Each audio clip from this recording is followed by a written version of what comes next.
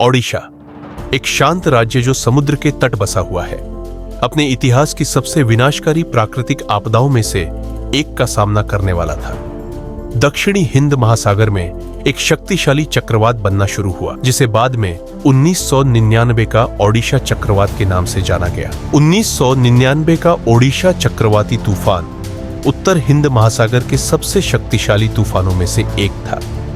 25 अक्टूबर 1999 को उत्पन्न हुआ यह तूफान 29 अक्टूबर को ओडिशा के पाराद्वीप क्षेत्र से टकराया।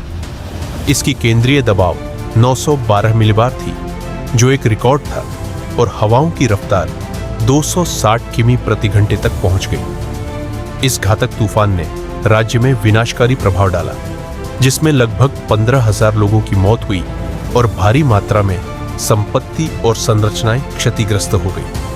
इस सुपर साइक्लोन ने ओडिशा के तटीय इलाकों में जबरदस्त तबाही मचाई। तूफान का असर करीब 1 करोड़ 30 लाख लोगों पर पड़ा। इसकी तेज हवाओं और समुद्र की ऊंची लहरों ने व्यापक नुकसान किया, जिससे भारत ने ऐसी तबाही का एक अभूतपूर्व दृश्य देखा। तूफान की वजह से कई गांवों और इलाकों में भयंकर क्षति हुई और ओडिशा के मुख्यमंत्री को भी इस आपदा के परिणाम स्वरूप अपनी कुर्सी गंवानी पड़ी।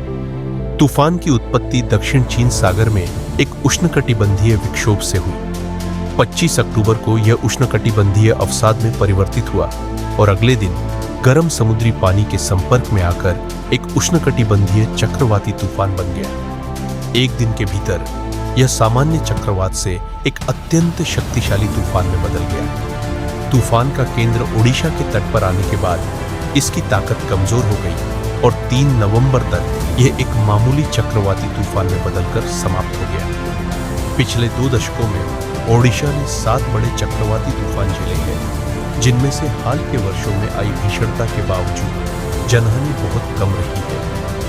तूफान अम्फान और बुलबुल के दौरान किसी भी व्यक्ति की मौत नहीं हुई। सरकार ने इन आपदाओं के दौरान प्रभावी प्रबंधन दिखाया और बड़ी संख्या में लोगों को सुरक्षित स्थानों पर पहुंचाया।